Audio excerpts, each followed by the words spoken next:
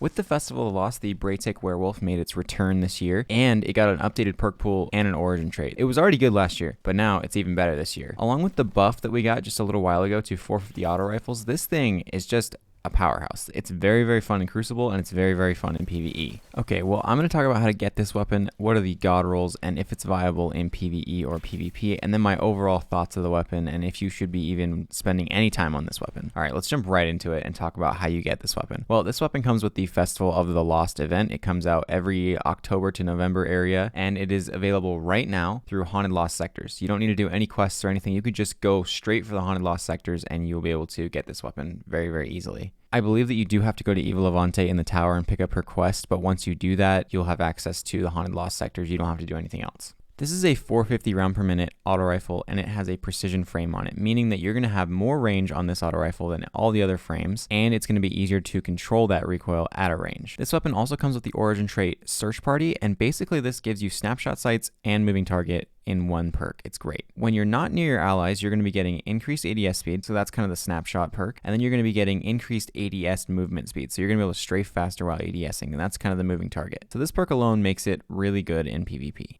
Now, if you want to take this weapon into PvE, it's a very good weapon. I'm not going to lie, I do like this weapon, but the perk pool for it isn't anything spectacular. It's not bad by any means, it's decent, but it's nothing spectacular. There are definitely better weapons out there for this category. But if you really want to go for this, probably going to want to go for something like Fluted Barrel or Arrowhead Brake. Arrowhead Brake's going to give you a better recoil direction and some handling, and then Fluted Barrel is going to give you some stability and handling. Both very good barrels. The barrel does not make or break this weapon. It honestly doesn't matter which one you get. Go for one that gives you some increase to some stats. Then if we're talking magazine, we probably want to go with something like Alloy Magazine, where it'll reload faster when the magazine is empty. We also have Appended Mag. This gives us just a little bit more ammo. And then if we jump right into perks, there's quite a few that are interesting. They're not anything special, but they could be good. We have Pugilist, which is the melee version of Demolitionist, where if you get a kill with this weapon, you're generating melee energy, and then when you use your melee energy, instead of reloading, it's going to give you a handling boost. So it's not a bad perk at all, and it'll get your melee back faster if you're going for an ability build. And then we have Subsistence. Subsistence is great. You're just going to be getting ammo back every time you get a kill, so that's great. Then moving on to the next perk column, there's quite a few different things we could choose from here. We have Kill Clip, where every time you get a kill and then you reload, you're going to be getting 33% more damage. That's great. Then we have Swashbuckler, where if you get a regular kill with this weapon or a melee kill, you're going to be increasing the damage output, and this stacks up to 5 times. So if you get 5 kills very, very quickly, you're doing 33% more damage for like 5 seconds, and that's fantastic. And then we have Osmosis, and this one is a very underrated perk, and it's not used by many, but it can be very, very good in GMs. So basically how this works is when you throw your grenade, whatever element grenade you just threw will make this weapon that element. So if I throw an arc grenade, this becomes an arc auto rifle until I switch weapons.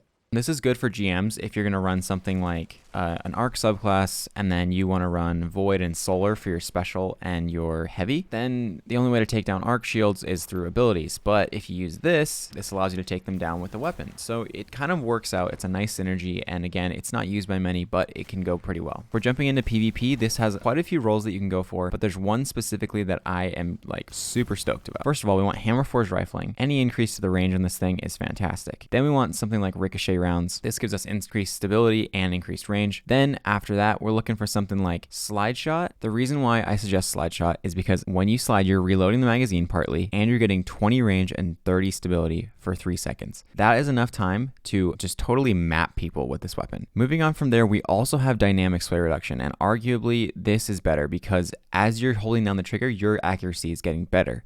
So this is perfect for a gunfight where you're both shooting at each other, your accuracy is getting better, theirs is staying the same, and you have to deal with flinch too. So basically, you're just getting more accurate as the enemy is getting less accurate. It's a very good perk, and that is the one I'm going for. Then in the last column, we have Vorpal, which is great for taking down Guardians who have supers active.